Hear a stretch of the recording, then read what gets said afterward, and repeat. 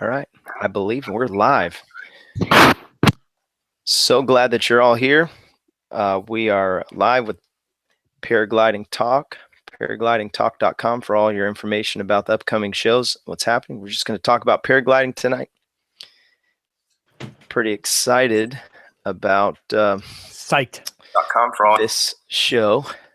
I just had myself feeding back into my ear. That was fun. And so, anyways, my name is Robert Michaels, and I wanted to start this show to get some feedback from other pilots, learn, talk about things, and ultimately be safer. I'm a pilot with just about 60 hours in the air, 60 or 70 hours at this point. And I, for the most part, learned from watching videos on YouTube, talking to other pilots, awesome. and reading a lot of books. And so we'll talk about some of that stuff on the show. Tonight we have a great opportunity. We're not going to keep him long because it's like 2 a.m. where he lives in England. And but Andre is a very interesting man. I've been watching his videos for some time now. Incredible footage always, and it's always a delight. He edits incredibly well, way better than YouTube deserves. And we have, I'll just tell you a little bit about him before we turn him loose. He works for Bruce Goldsmith Designs and Design. I saw his page today. I was studying. Is that right? Yeah, sorry to interrupt you there, Robert. Yeah. I did read like the description that you've put on this video on YouTube. There might be a few, like, do you want me to give the spiel myself? No, not yet. I want to say it the wrong way first. Not quite right. So yeah, I don't work for them, or okay. I don't write for cross country, and yeah, there's a few things like that. So I was wrong on that. Dude, let's just have Andre do it from the top then. Yeah, you better do it. Then I got a bunch of bad information. the 5, maybe not the 5-minute thing. The 1-minute thing is like, I'm a Portuguese guy. I came to the UK to study engineering, so I'm a mechanical engineer in motorsports. I've always been interested in flight. I've been flying remote control airplanes and trying to be an Air Force pilot and all that stuff. Did mostly design and engineering, and then started a couple of companies in the drone space, and then kind of got into paragliding. And that's been like, I think you said about four years or so. Got a bit into cross country and all that. And with that, kind of got into videos and YouTube and all of this stuff. Nice. So what was the tie with Bruce Goldsmith's design? Yes, most paragliding manufacturers, especially here in Europe, have what they call team pilots. And that's basically, to put it really shortly, a number, usually a large-ish number of people, anywhere between 10 and 50, or I think some teams I might even be closer, even bigger than 50, of pilots that they kind of support by giving them cheaper wings or access to certain events. But it's like a very mild support that then those pilots help promote their brand, either pilots that are chasing it or pilots that are putting stuff on YouTube. Got it. Media or whatever. But it's very informal. It's not like you're not paid by them or anything, and you don't even have a contract. And it's very common for people to go in and out quite easily as well. So it's, yeah. Got it. I'll explain later, but I saw his profile on the Bruce Goldsmith website, and I was like, oh, he must work for him. So I assume that, and that's my mistake. Yeah. Paragliding companies are kind of startups. You know, they're usually anywhere between 2-3 people to the big ones are like 20. So, and the team pilots are not included in that. So yeah, most paragliding companies are like 5-10 people max. So very small. Got it. And then so you started flying in 2014. You've got some pretty good flights. I wish you would have recorded all of them. But you have some really good ones, and I've watched a handful of those. One interesting aspect about your videos that I really appreciate is the fact that you use a gimbal, and so the quality is it's inspiring, and it takes your breath away every time. And so I'm going to actually try to kind of recreate what you did for some of my videos, because it's so cool. So let's dig right in. We want to talk about paragliding. We want to learn something from you, and we hope that you can learn something from the chat. Nick Hawks is with us tonight as normal, a fixture on the show, and is really got some great stuff. He was the connection that I had to meet Gavin and have him on the show. And so I've talked to you a little bit about, actually, Nick in a weird way. I've heard Nick for an hour. Yeah. A couple of times. I think I watched that. I think I listened to that show a couple of times. And it was really interesting, because at the time, I think I was like maybe anywhere between 50 and 100 hours, kind of like where you are now, Robert. So it was really interesting, because I still had really fresh in my memory Nick's point of view. And I had a bit of insight into Gavin's point of view. And funnily enough, that's one of the things kind of where ground handling challenge came out of, amongst other things, but just like that disconnect a little bit. So yes, interesting connection. That's, I think, what's really cool about the paragliding world, is that everyone's so approachable. And like you had Gavin on the show, is like a hero or Kriegel in the paragliding world, and really approachable, nice, normal guys. Yeah, that blew my mind. I'm still kind of, by the way, I sent him an invite so he could pop in at any time during the show. He was going to come into the last one, but he had family in from out of town. Yeah. Okay, so while we're talking about the ground handling challenge, groundhandlingchallenge.com, is that what it is? Yeah, it should have been kiting.com, right? Yeah. If that steal that one, Nick, buy that website. I'm just kidding. So I was looking at doing that when I came up with the ground handling thing, and then I was like, it's too much work. I don't want to deal with it. And you did. I was like, oh, this is so awesome. I don't have to do any of this. I can watch it. Perfect. I laughed because I called Nick when I heard your video and you were talking about the ground hand challenge and that interview that Gavin did. By the way, I'll put a plug in for that. If you haven't found it yet, check out Gavin's podcast. It's cloudbasemayhem.com. You can find those podcasts. Incredible insight into paragliding. But anyways, I called Nick and I was like, Nick, there's this guy talking about you. He's on the other side of the world. It's crazy. And anyways, he thought that was pretty funny. So talk about that a little bit. Groundhandlingchallenge.com. And I'm trying to pull up some images while you're talking about that. Yeah, so I think, just as a brief thing, all it is I love ground handling. I've been doing it, everyone hammers on about it. So since quite early on in my flying career, always done a lot of it, but also always noticed that other people might not feel the same or find it as easy. And to me, it was a struggle for like 3 or 6 months. I bought like a $50 wing and was thrashing around the park, and literally I did not know I just didn't get it. And then one day it clicked through like sheer wrestling the thing and doing a lot of things wrong. But anyway, through that and through going to that Kendall Mountain Festival talk, like there's the jockey talk that everyone's been watching that I've recorded, but there's another one that's all about goal setting. And it's basically the idea that it was Ian Curra, a guy from the BHPA, which is like our USHPA, basically saying that there's like a certain graph where you need to have a good enough ratio of wins to losses in anything in life, and where you choose your goals, where you are in the optimum state. They call it the arousal zone, where if it's too hard, if you're losing too much, then you just drop it, like playing the violin or whatever for most people. Yeah. Or if it's too easy, like a mobile game or something where it's always the same and you're always winning, you lose interest. So somewhere in the middle is that. So the reason for that was to try to get the site to walk you through a number of exercises that start easy and get progressively harder, but that if you challenge yourself, you should be able to get there. And it always gives you something more to aspire. So if you're like literally day one of flight school, you should be able to do that, right? Anyone with no paragliding knowledge, if you tell them pull the A's, they're going to be able to do number one. And if you get to all the way to the end, then there's very few people in the world that can do it well. So everyone is somewhere in between.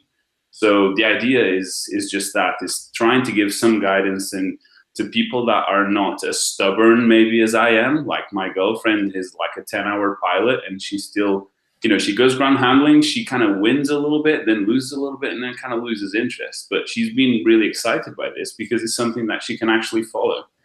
And by the way, I don't know if you've seen yet, Michael, I can't tell his surname because it's German and really long, but he's done this really cool app that is available for Android now.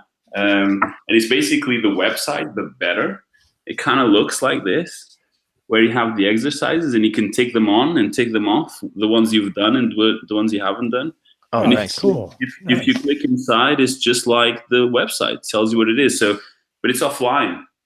So if you go out to the hill and there's no internet there, you can still check it out, and you can write ones you've done. And he came in like out of nowhere and said, "Hey, you've done all this work for free. I think it's great. Do you mind if I do an app?" And I was like, "Do it. Work for free, do your own thing, help the community." So it's really amazing how many people just literally come out of the woodwork and say, "Hey, I want to help and I want to do this as well." And I was like, "Awesome." That is great. What is that app and how can we get it? So at the moment, it's only Android because Apple is really picky. But we're working. Well, he's working. I'm not doing anything. I'm just saying, hey, that's great. But there's going to be a iOS one as well for Apple. But it's called Ground. But if you search for ground handling, you should find it. The icon is kind of that. But I'll send you the link and we can put it in the comments below. Okay, perfect. So for Android on the Play Store, should be able to find it. Dig it. Nice. I love it. So on this website, groundhandlingchallenge.com, you can kind of go through from top to bottom.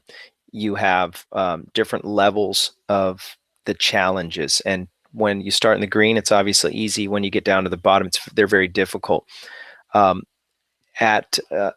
What I thought was interesting is that you can add your own video to this.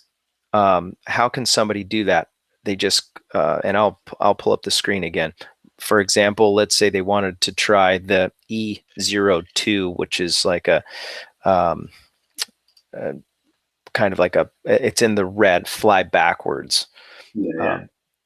Yeah. So my idea for it is to not only have certain examples of exercises that people can do, but also have examples because of other people doing it in other parts of the world with different wings and different things. So that if you're really struggling, you can go and see how other people did it, and maybe you can get some inspiration from that. So if you look at 30 plus exercises and anywhere between 3 and 5 examples for each, if you multiply that, that's a lot of videos. So I knew I couldn't do it alone, and the community is pretty good at collaborating. So I thought, instead of trying to do everything myself, I kind of created a framework around it where I think that the video link is important, the name of the pilot is important, wing, wind conditions, etc., because that completely changes what you can do.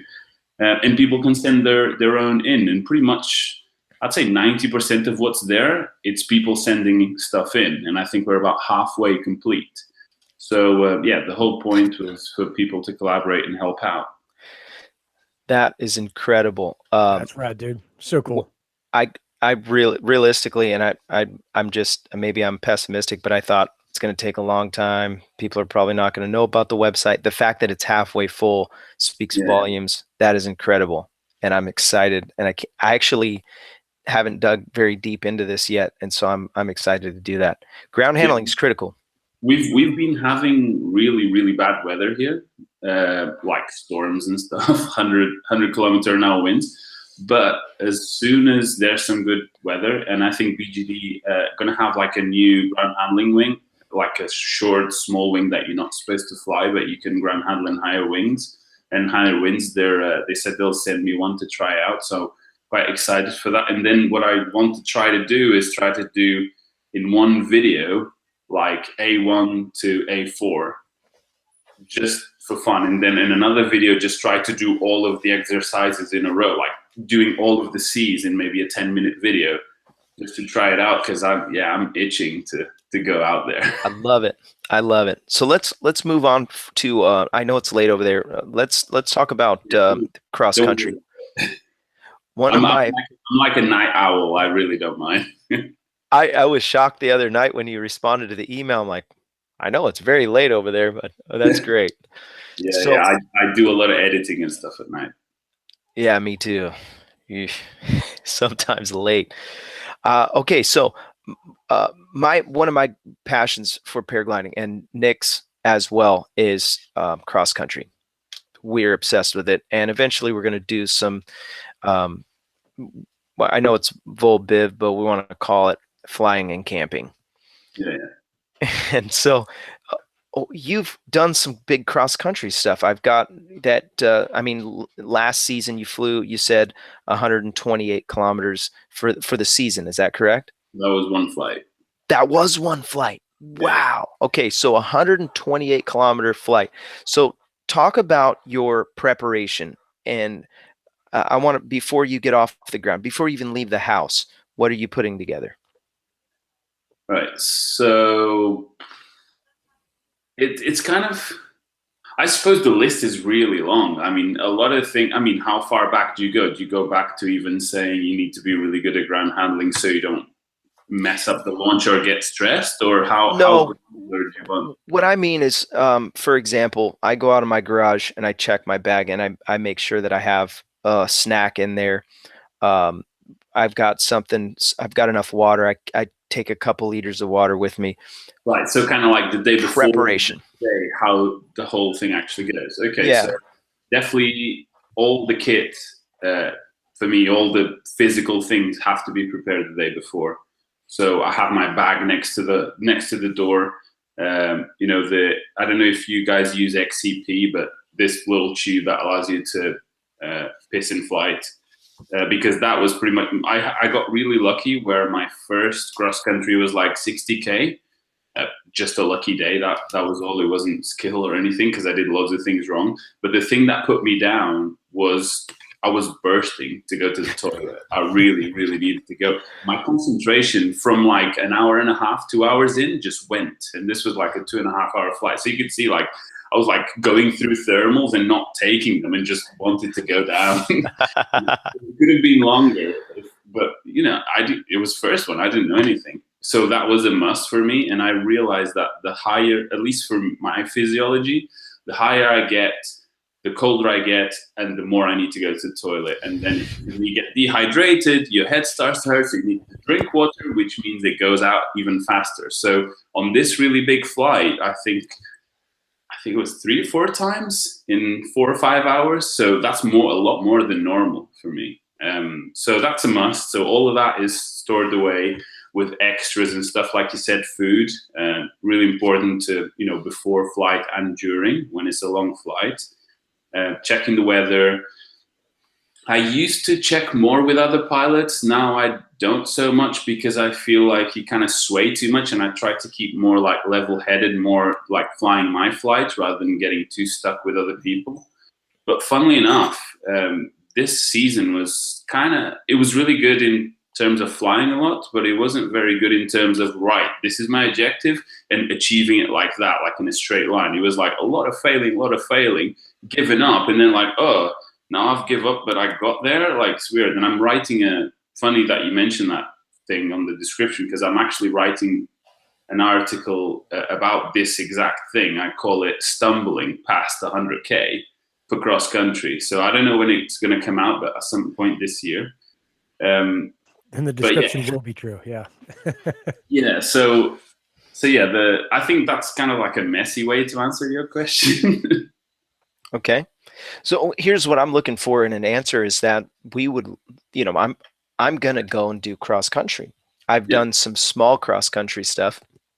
That was, really good information about the P tube, because I haven't really thought about that very much. What are some of the checks that you do? Like, for example, I'll check to make sure that my Vario is charged up, ready to go. Yeah. GPS, those type of things. Talk some about those details before you get off the ground. Yeah, I mean, for me, I'm very familiar with my kit because even if I don't fly cross country, I try to fly a lot. So for me, it's second nature. You know, I don't think about the wing or clipping in, or are my reserve pin there. I do check them when I'm on the hill about to launch, but I don't think about that before. In terms of electronics, definitely have everything charged, and I have, I think it's called an XC Tracer. It's a really small, really accurate Vario and a GPS logger on it. Then I use a Kobo. I don't know if you guys know about Kobos. We use them a lot here in the UK. They're basically a flight instrument made from an e-reader, like Kindle Fire or whatever. So I check that is charged, and if most of the flying we do here is cross country is with some amount of wind, because our hills are very small, so you can't like go to a really high hill with no wind and do like a triangle. So it's quite hard to do that here. So what we do is we go in the hill, do a bit of dynamic soaring, find thermal in the middle of it, go up, and then just go downwind in a straight line, pretty much. So in a particular day, or if you're preparing to fly a certain day, there will be a prevailing wind, and that's the direction you're going to go, more or less, to avoid airspace. So I usually put some coordinates and some waypoints in my instrument, so that when I'm going through the air, I can avoid airspace with some anticipation. So if 50K down the route, there's a big ATZ that I need to avoid, and I've done this myself, I left it to the last minute, and then you'll see my track go like this, like this, like this, and then you're like trying to go around the circle, and it just doesn't work because you're not going to find the thermal and etc. So yeah, having waypoints definitely helps, having food. And yeah, that is some completely different flying to here in the UK. And that was in Slovenia. Yeah, you can always find the thermal there.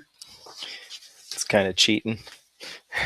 Yeah. I was amazed that the first day I flew there and started going cross country, I was like flatland flying, where going along, find a little blip, go up, like always trying to stay as high as possible. People just like motorway, like on the freeway, just going straight at it full speed and just catching the best bits of lift, not even stopping. But yeah, that's very different flying, and that's not even the Alps. That's like half the size of the Alps.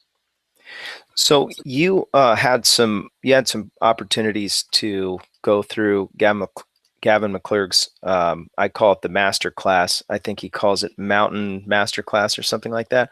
Yeah. What were the big takeaways that you got from that? Through some of those. How tenacious the guy is to do what he does. Yeah. And how you have to do what you love. Don't follow someone around. So if you want to go and fly big lines in Alaska or anywhere else, do that, even if no one else is doing it, because you'll have the motivation to do it because that's what you want to do. And then his preparation is really good, both mentally, physically, and checklists and having a system that he works to. We did try to set up a little task after we had a morning of talks, and then after lunch we tried to go for some flying, and it's really interesting because I was even newer then than I am now, like half the hours that I have now, and that was the roughest day, the roughest air I've ever flown in at that point.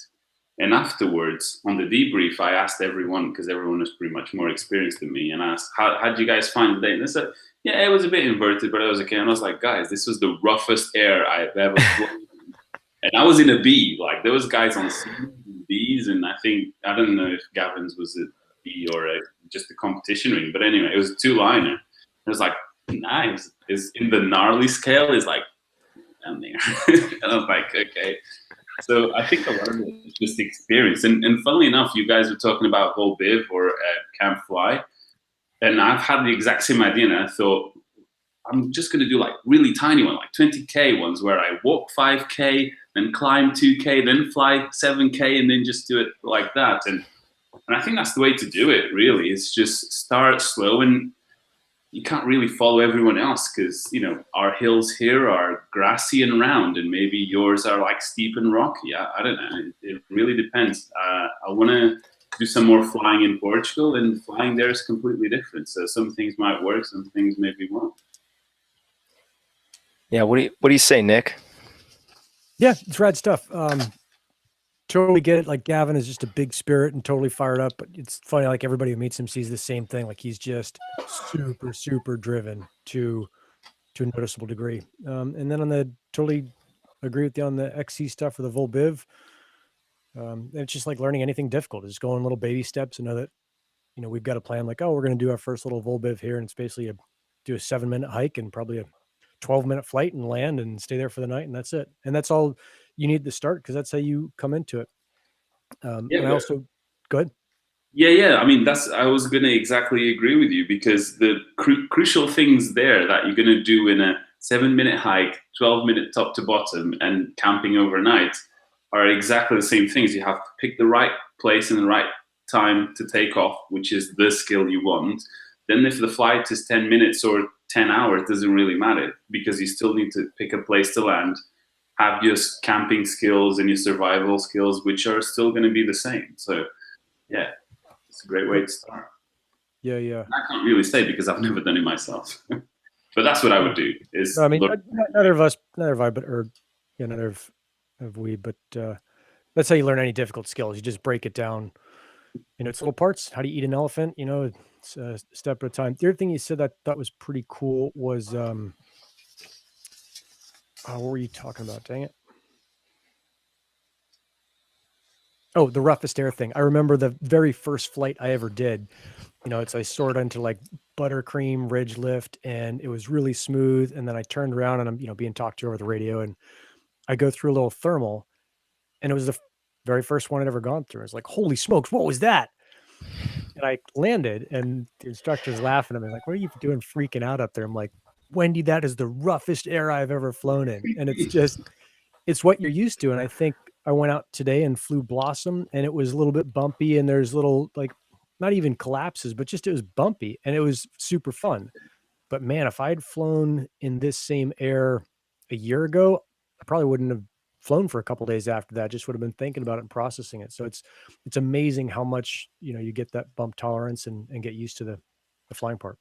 Yeah, and you read about it, you know, 50 ways to fly better or whatever, like, oh, you have to do active flying, and, you know, if it goes left, go right, if it goes in front of you, brake, let go, if it goes behind, all that. And you think, I'm active flying. And then you're on the ridge, and the slightest bit of most gentle turbulence pushes you back, and you go, hey, hands up. And then it slowly goes forward. You're like, huh. And you think, yes, I've got it.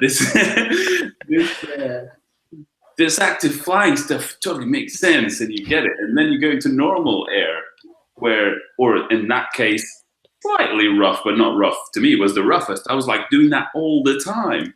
So my mental capacity went. I couldn't thermal properly, and I couldn't do as well as the other guys, because they were like, yeah, we know that this is active flying, or much worse, obviously, where you might have to stall to keep it from frontaling, but you're not letting it frontal, and that's how bad it can get. But until you've experienced it, it's like the acro guys say about the Gs. You know, if you get used to experiencing 2, 3, 4, 5 Gs in a normal situation, you can process it because you kind of ignore it and you concentrate on what you have to do. But probably for me, I haven't done an SIV yet. I'm probably going to freak out to start with. Yeah. Yep, I did. Hey, while we're on that, Andre, let's just question kind of what's with the SIV or what not doing it. Is it something that is kind of normal over there that you don't do it? Is it something that you've been like, oh, I want to do it, but this thing is stopping me? Yeah, I definitely want to do it. Ideally, I would have wanted to do it last year. A really experienced pilot around here also said, you know, people shouldn't do it like going through a test, kind of like a lot of people see learning to fly as, you know, for you guys, you do P1 and then you do P2, and it's like it's very structured. And a lot of people say, right, I got 20 hours or I finished my P2, let's do an SIV. And to some people, it might be a bit too early. So I didn't want to fall into that. I wanted to have a rounded enough experience without putting myself, in really dangerous situations that I would need SIV. But I kind of think that I managed to stay away from that enough to now I think it's definitely holding me back, and I definitely would benefit from one. I'm not just going to freak out. I'll actually take some of it in. So I'll most likely do one this year. That's the plan anyway, but Cool. hopefully. Radical. So you've got some excellent flying sites there. You're living in the UK, I assume. What's your favorite site to fly at over there? It would probably be Bradwell. It's the UK has a lot of airspace. It's kind of a small country with a lot of people. Where there's people, there's airports, and with airports come airspace. So kind of like where I am in Sheffield, you might have heard of Manchester. Manchester United. In between the two, there's this like national park called the Peak District, and so within 30 minutes of my house, we have little hills for the most part, but facing every direction. But pretty much facing every direction, there's airspace except east. So Bradwell takes a west wind. So if you manage to get up there, you're going to go east with the wind. And that's where the least amount of airspace is. So on a good day, you can get all the way to the coast and run out of land. So I've landed 10K short this year on the 128. So it was good. It was really good. I was a bit gutted, but I couldn't be too sad about it because it was awesome. If I got there, I probably feel like I didn't deserve it because it's a big thing here to go to Scunthorpe or Scunny, like we call it, and have an ice cream at the beach. But maybe next year. There's a handful of videos on YouTube where I see the guys make it, and that's an incredible flight. You're not only flying mountains, but you're also flying flatlands. So let's talk about that for a second. What's the difference between flying mountains and flatlands, and how do you find a thermal in the flatlands? It's completely different. By the way, pretty much all of the flying we do here, except for Scotland or something, it's all flatlands. We don't really have mountains. We have little hills. This is something like, I don't know, the highest one around here is like 500 meters and the landing zone is like 300. So maybe 400 meters sledder. So you have to either get some wind to be able to stay up, and then somehow in there you find a thermal. But pretty much as soon as you get to like 20 kilometers out of the Peak District, it's flat. The whole island is flat. So it's flatland flying. You basically you either get lucky if it's a blue day, you go in a direction and see when it beeps, or just look for things, look for clouds, look for birds, and etc. But mostly clouds. It was last year was the first year that I flew kind of in Slovenia. It's the Alps, but it's not quite the Alps. They call it the Julian Alps, and it's kind of like half size, but it's still much bigger than here. It's like 2,000 feet, maybe top to bottoms. And it just felt way easier because the terrain is so much sharper and there's bigger contrasts of rock and everything else that you just find them easier. Just go along the ridge or hug around the crest or something like that, and they're there. I mean, I haven't done much of that either, but it just seems, compared to the flatlands, way easier. We have the greatest weather. I'm convinced that Blossom is one of the best sites because you can fly it pretty much year round. I mean, Nick's still flying it. We're, middle of December or beginning of December or beginning of January. Wow. January. Where am I here? I don't even know where I am. What year is it? Yeah. Hey, Go ahead, Nick. Oh, Andre, I had a question for you. As you made the progression, we got all kinds of pilots coming on. You got Max, you got Gavin, you got Santa Croce, you got us at the beginning. Can you talk about some like points of inflection or points of change in your flying when you notice like, oh, I made the shift from kind of rank beginner to understanding, and were there any things in there that you discovered that you could pass on? There was definitely a point where I was already not a school student, so I was kind of on my own, but still didn't massively get the ground handling thing. And then one day, through again sheer perseverance, like I was saying before, it just clicked. Like, oh, like the abstraction of, hold on, this is all connected.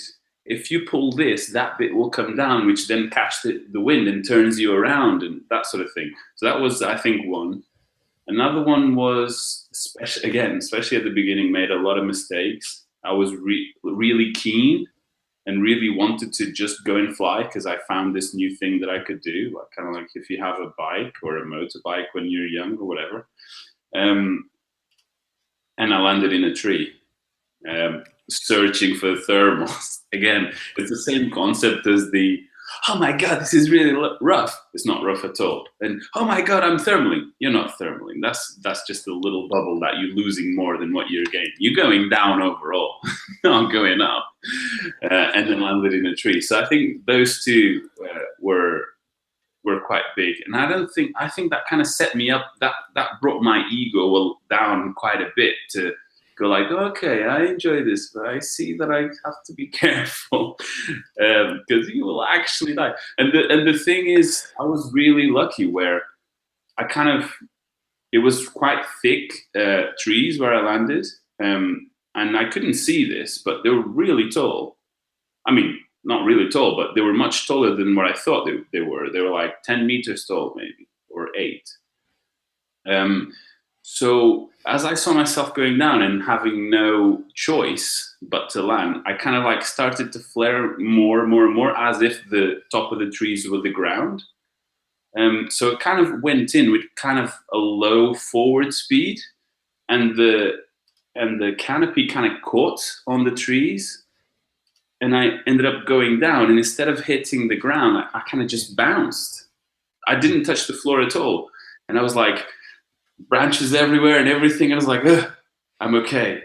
I didn't break anything. I looked down, and I'm literally like 1 meter off the ground.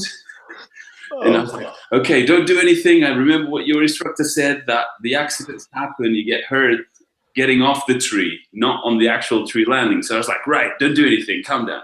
It's like, oh, it's fine. The ground's just there. So I literally hopped off, looked at myself, no scratches, no nothing. Then it took us about, me and some friends, like 3 hours, and we had to chop down 3 trees to get everything off. And not one line broken, not one single rip on the wing. The wing was perfect. And I went on to sell that wing for more than what I bought it. So it's, you know, when life hands you like, here's a lesson for free, treat it well and learn from it. That was like, I think it really set me up to stop being stupid. I vaguely remember that. Did you post a video of this? Yeah, there's a video. It says, oh, darn it. Darn it. I was actually trying to find it right now, and I was thinking, oh, maybe he didn't post that. Yeah, no, I wanted to post it at the time, but actually it's good that I didn't, because I've learned a lot since to be able to analyze the mistakes I made. So when I did put the video on, I kind of put a bit of a commentary, kind of showing this is what I think I did wrong. So it's more like, it's not like a clickbaity thing, is more like a, here's what I've learned from it. So hopefully other people will learn too. Intense. I have a handful of those bush crashes. No trees though. Manage more. All right though. Andre, you're around some super new pilots. You said your girlfriend is a super low hour pilot. Is there anything you see? Could you give me some context for where you are, like hours wise or experience wise, or however you count it? Thinking, I don't want to lie, but anywhere between 130 and 150. I'm not sure. I haven't flown in a while, so I haven't looked at the logbook. But yeah, around between 1 and 200. Flat bang on intermediate syndrome. Yep. So as you look around at the kind of the beginners, you got the folks that are way ahead of you and they're dancing on rocks and high wind, and then you got the people behind you who are super psyched to get kind of A2 of the ground handling. Is there anything that sticks out at you as like, oh, that's a mistake I avoided, or this is a way to get better, or anything that you aspire to, like, this season I'm going to get, I'm going to nail this one thing? I think this season coming up, I'm gonna focus not so on the. I'm gonna focus more on the side things of paragliding rather than paragliding itself. I think I'm at a decent stage where I am now, and I want to do what I'm doing better rather than doing more things. If you know what I mean. Like I could go like, right, I've done 129. Let's go for 200K. Don't want to do that. I want to do the projects like helping out my girlfriend so that she's at the same level as me, so that we, or close, or she's more comfortable, so that we can go flying together more. Or trying to do projects like the uncollapsible paraglider thing, or just side things, or doing the ground handling better. In terms of errors, one thing that I think frustrates a certain type of person is kind of the environment and the culture of paragliding sometimes. So I think it's really important to surround yourself with the right people, and set yourself little goals. And yeah, I've learned a lot from hanging out with pilots that are much better than me, especially here where we fly with Theo, which is, I think he's 18 or 19 now, but he's flying PWCs now. And Laurie, which was one of my instructors, he flies everything: airplanes, paramotors, paragliders, and again, he's also doing comps and everything. So yeah, I've learned a lot from those guys. So yeah, surrounding yourself with the right people, and for people like me and maybe like Robert, take it like 80% or 90% of what you actually, of the speed that you want to do, because what that tree landing and later on a couple of rough landings or sticky situations that I got very lucky to get away with, what I realized was like, hold on, there's people learning to paraglide when they're 60 and they still have 10 or 20 years having a great time flying in this sport. So I thought, I'm only 30 or so, like I could do this for like half a century still. So don't, you know what I mean? And there's people with 40, 50-year-olds like winning comps. So I don't need to go like that. And if I can keep myself alive, I'll get better. If I die, then I can't get better anymore. Yep, That's fact. great. Cool. So, you mentioned in the beginning, and I appreciate everybody who's watching right now live. And we're gonna, if you have any questions in the chat, please fire those questions off. We're gonna get to those in just a second here. What is it? You mentioned you're a part of a team of pilots. What does that entail? You've got a handful of guys, and you keep each other accountable.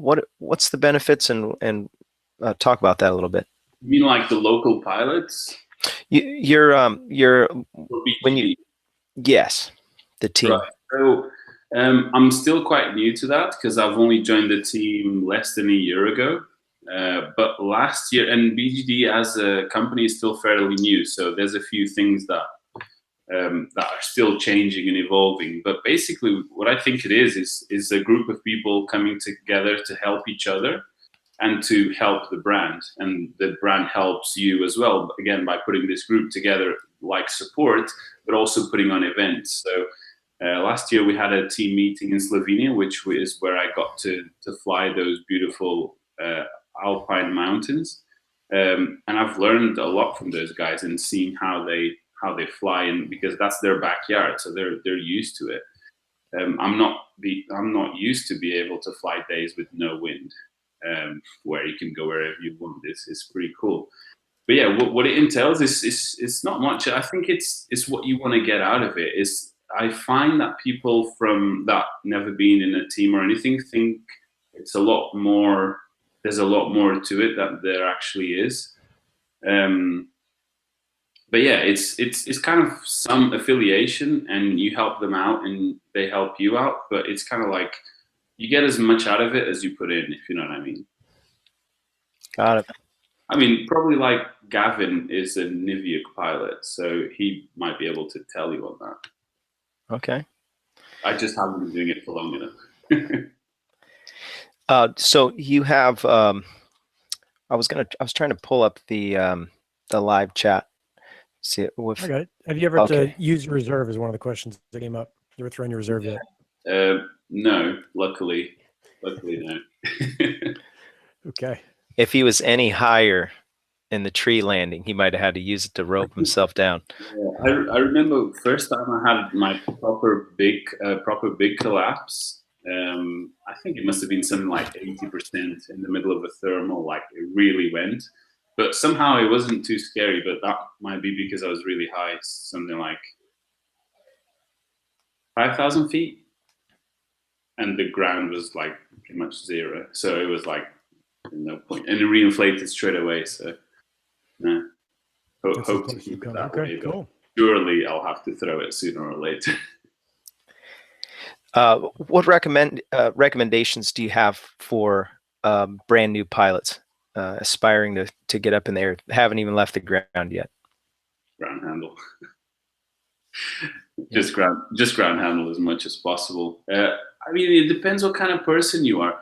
At the beginning, when my girlfriend started having lessons, I would kind of like really push her a lot and tell her things and show her books and explain things. And then I realized I was just mansplaining. She's a completely different person to me. She has no interest in engineering or science. She just literally wants to float around and have a good time. So her motivations are completely different to mine. So I think that's kind of true. We have a lot of people that kind of like the sciencey, geeky stuff of paragliding, and I think it definitely helps you, but you don't necessarily need it. So definitely find the things that you're not very good at and work on that. And that'll be different from person to person. To me, it was like becoming less cocky. For her, was becoming more geeky, if you know what I mean. Nice. I have a question written down on this piece of paper. I wanted to ask you, what's your next great adventure plan? And I know you kind of shared that. What's, as far as paragliding, what's next? I really want to do a Getty G. I've been living in the UK for like 12 years now. So I used to be dark. You can't tell, but I used to be dark from living in the sun in Portugal, and I've lost all my color. And this has been going on for too long. So I'm gonna really hope that we can move to Portugal to do some more flying and filming where the sun's always shining and there's lots of Portugal is like pretty much a coastal country. There's beaches everywhere, lots of dune flying, and yeah, do that. That would be cool. Maybe towards spring or summer. So yeah, I've only done it like a couple of times. Dune flying. It's just so cool, especially if the wind's a bit strong. You can actually put your wing up on the beach, down on the beach, and then walk towards the hill, and it just pull you up, and eventually you're flying like this far off, this high off the ground. It's just love it. Could do 50 flights in like 2 hours. Yeah, I love watching Getty's videos. He just got a new wing, and so I don't know if you saw that. Yeah. One of the guys that I was talking to in Portugal, he says, well, if you come over, definitely bring your wing and stuff, but also get a small wing for the windy days. And that's exactly what he's got, isn't it? 17 meter or so. Yeah, the Susie. Yeah. So we're almost out of time. We got one last question, Robert, unless you got something. Yeah, I was just going to mention, go to this Andre Bandarra is his YouTube name. Go check out his channel. You will be inspired. There's so much stuff, not just paragliding. He did a 30-day challenge, posting a quality video every day for 30 days, and all of them were interesting. I got sucked into it. I was watching them every day. I'm like, gosh, this is so cool. And I love working with wood and stuff too. I just put a lift on my Jeep, got a new Jeep so we can 4x up to the launch over at Blossom. And so all of his videos have some really good stuff in it, and you'll get, it's great fun and quality. One question I did have for you, when you went to the Jockey Sanderson, is that how you say his last name? Sanderson? Yeah. Jockey's his thing, and you recorded all that, which I don't think anybody else did. I haven't seen any other stuff. I'm sure they were. It was only me that had a camera. What were the big takeaways from that? Because that was an incredible meeting, and if you haven't got a chance to check that out, you'll find all those videos on Andre's channel. The takeaway from that is that I need to go and do an SIV. And also, I always pick up on these weird things, like, because I've been, so anywhere, when I was 18 to, let's say, 25, I was really, really, really into cars. I have an unfinished 10-year-old project where I literally strip the car down, pull everything apart. I've soldered an ECU myself. I've Frankenstein the engine, and it's all ready to go. So and then I got into model planes, and then I got into drones, and then business, and then paragliding. I'm sure there will be something, and now woodworking and whatever. So I'm really used to being new at something, getting sucked in, learning everything, falling out of love and doing something else. And I always pick up on these like weird things that transfer from one hobby or from one obsession to the next, right? And one of them is, that disparity that we were talking about earlier between the 10-hour Nick paragliding and Gavin 1,000-hour, the way they see it. So how can we link that language? And I got exactly the same thing from Jockey, which was, when he's talking about stuff, and it's like, and then doing this, and he's always doing this with his hands, which is what SIV people do, because you have to explain what's going on. I really feel that there isn't a good language for that. And a lot of people, here's an example, right? I'm an engineer. I don't know if you guys will understand where I'm coming from on this, if you kind of see things similar. But a lot of people say, right, if the wing is in front of you, brake. If it's behind you, let your hands up. That's kind of true, but not necessarily. It's not about, if you have position and you integrate and you derive over time, you get velocity or speed. If you derive again, you get acceleration. So it's 3 different dimensions of things. So if the wing is above you, the position is a certain position, the velocity is 0 and acceleration is 0. If it then goes forward, it goes forward with a certain speed and acceleration. So you might have a position where the wing is in front of you, you've braked, and now the wing is coming back. So at the point that it's coming back, it's got a certain speed coming back, but it's still in front of you, if you know what I mean. So if it's already coming back, you should already let go of the brakes. But the rule is that if it's in front of you, brake, which means it's only when it gets to the top that you let go of the brakes, which means you overshoot. Do you know what I mean? So it's kind of like you're doing this, and then the wing does this, and then you do this. So when it does that, and you start to go under, you should already release the brakes. Do you know what I mean? Anyway, Sure. This is but you can't describe it. This is a good point that the language doesn't quite work in this whole Right. thing. So I would love to figure that out. Yeah, that's great. I can completely, I relate to what you're saying. You have to be in the seat flying it, but it's very difficult. When Nick and I have talked about this several times, where we're in the landing zone and we're like, can't tell you exactly what, but I did it. And so this is what it was. Something happened. Yeah, that's great. Well, you were going to ask, there was another question, Nick? Yeah, I got two more questions. Will a non-collapsible wing eventually happen? And how will that affect the collapsible wing market? That's probably like a 40-minute answer that you can cut down to 30 seconds. No, actually, I think it's quite simple. In those terms, no, it will never happen. I don't think. Because I've noticed that a lot of the comments that I had on that video, which is now by far my best performing video, is that people think that when I say that is a wing that physically won't collapse.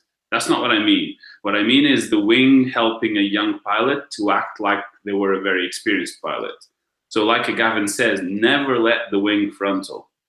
If it goes, pull brake. If it still wants to go, pull more brake. If it still wants to go, put even more brake. You can get to the point where you're stalling it, but you're not letting it frontal. That's what I mean. So in theory, the wing will still can still collapse, still has the physical ability to collapse, but you're giving it the best input you can on your own or with this system. So that's what I think this system will be. If the wing couldn't actually collapse, which is what some people have suggested, like kite surfing wings that actually have some kind of rigid-ish cell structure and whatnot, those are kind of problematic because then you start to tumble, which is what happens in hang gliders.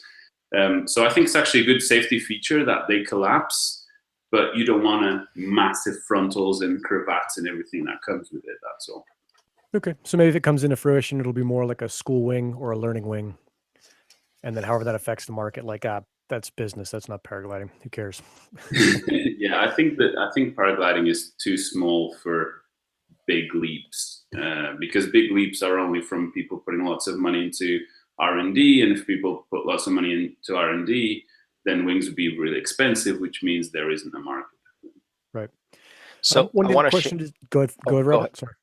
I was going to say, Pat hooked me up with security and flight. This is Jockey Sanderson's video, by far the best video that I've seen that has to do with paragliding. Incredible. I think if you watch this, it will help you. There's a lot of things in here that I immediately said, oh my gosh, I cannot believe I didn't think of that. And I didn't process that this whole time. And that happened about 3 or 4 times where I was watching the video like, really? Like, I didn't think of that? And I couldn't. So it's incredible, and you will like it. I'm actually going to give this to Nick afterwards. Pat, if you're watching, thank you for letting me borrow this incredible video. Yeah, it's really good. Cool. Robert, maybe we wrap it up with one of the last questions on there. One of the guys is asking, Andre, if you've ever done any flying other than free flying. I know you do some drone stuff. Can you talk about how the drone piece has informed your paragliding, and if you fly anything? Yeah, I've always wanted to fly. I mean, I've gone up in like Cessnas with friends before, and they've let me fly around. Yeah, I started doing RC stuff since I was like 16, and then it's only in the past 5-6 years that society has started calling them drones.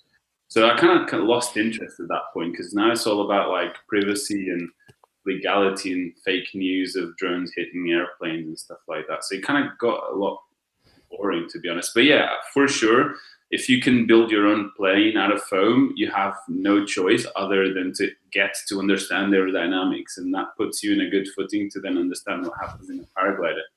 The paraglider is kind of a bit more complex because the shape moves so much. But yeah, same principles still apply. So it's still something I love to do. I wish I had time to do it more, to be honest. But yeah, you can't do everything. I'm sure I'll get back to it. a lot of the things that I plan to use on some of these ideas come from RC parts and RC knowledge. I never done any electronics other than building airplanes. So that's some of the skills that I'll be using for this stuff as well. Excellent. Andre, really appreciate you coming on. Another great show. Want to encourage everybody, go check out his channel. He's got some interesting servicing of paragliding reports. There's like 10 of them on there, I think. He goes into great detail about getting his wing inspected, lines, lengths, all that stuff. There's all kinds from the very beginning. When he first started flying, he started vlogging all of that. You can learn a ton from his videos. Message him on there, enjoy his videos. You're really going to like it. Also want to encourage you to go check out our website for this. We're gonna keep doing these shows. We're gonna keep learning, keep the questions and comments coming, keep doing them live. And I have some interesting topics coming up, some people that are going to be on the show that are you're really going to enjoy. And I'm not going to mention anything until they come to full fruition. Go check out paraglidingtalk.com. You can find all the details for the upcoming shows, and join on Patreon and support the channel financially. It'd be a great blessing and a great help. I want to keep this thing going and keep motivated. Even if I don't feel like doing the show, if there was some money involved, I would keep doing the show.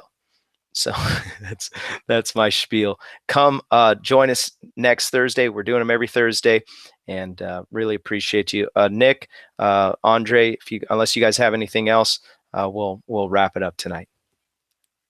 Yeah, I was just going to say, thanks a lot for doing this, guys. I think because the paragliding community is so small, we don't have these things in paragliding. So the more people do videos, the more people do paragliding talk, the more people do cloud-based mayhem, I think the better for everyone. So yeah, thanks a lot for having me on, and let's carry on. Let's do more. Yeah. Oh, I forgot to mention, anytime, I don't know if you're going to be up, if you're editing and you see we go live, I will send you an invite. You're welcome to come on the show, come and hang out with us, chat and ask questions live. Awesome. All right. Cool. Thanks, guys. Really appreciate you. Thanks, everybody that's watching. Have a great night.